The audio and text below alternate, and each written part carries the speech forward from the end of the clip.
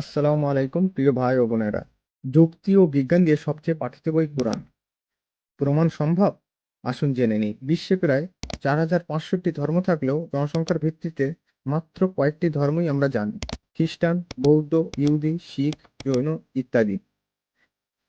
এসব প্রতিটি ধর্মের মানুষকেই একটি সহজ প্রশ্ন জিজ্ঞাসা করুন।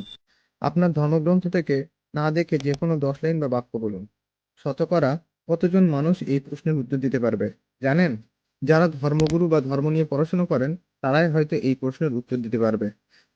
কিন্তু সাধারণ মানুষ নিজের ধর্মগ্রন্থ না দেখে 10টি লাইন বা একটি বাক্য বলতে পারবে না। এবার একই প্রশ্ন এক মুসলমানকে জিজ্ঞাসা করুন। বেশিরভাগ মুসলমানই তার নিজ জায়গায় দাঁড়িয়ে অন্তত 30টি লাইন আপনাকে শুনে দিতে পারবে। সারা বিশ্বের 200 কোটি মুসলমানের মধ্যে এমন একজন মুসলমানকে আপনি খুঁজে পাবেন না যে কোরআনের 10টি লাইন জানে না বা আপনাকে মুখস্থ বলতে পারবে না। এবার আসেন, অন্যরা কেউ মুখস্থ করে না কিন্তু মুসলমানরা কেন মুখস্থ করে? তার উত্তর হলো নামাজ। নামাজের ভেতরে কোরআনের লাইন অর্থাৎ আয়াত মুখস্থ বলতে হয়। মুসলমানদের দিনে 5 বার নামাজ বাধ্যতামূলক। তাই অন্তত কোরআনের 30 থেকে 50 লাইন তাকে তো মুখস্থ করতেই হয়। আর মুসলমানরা যে লাইনগুলো নামাজের মধ্যে বলে সেই লাইনগুলোই যে বইয়ে আছে সেই বইয়ের নাম আল কোরআন। শিশুরা নামাজ পড়ে না। খুব অসুস্থ লোক নামাজ পড়ে না। অনেক অকারণেই নামাজ পড়ে না।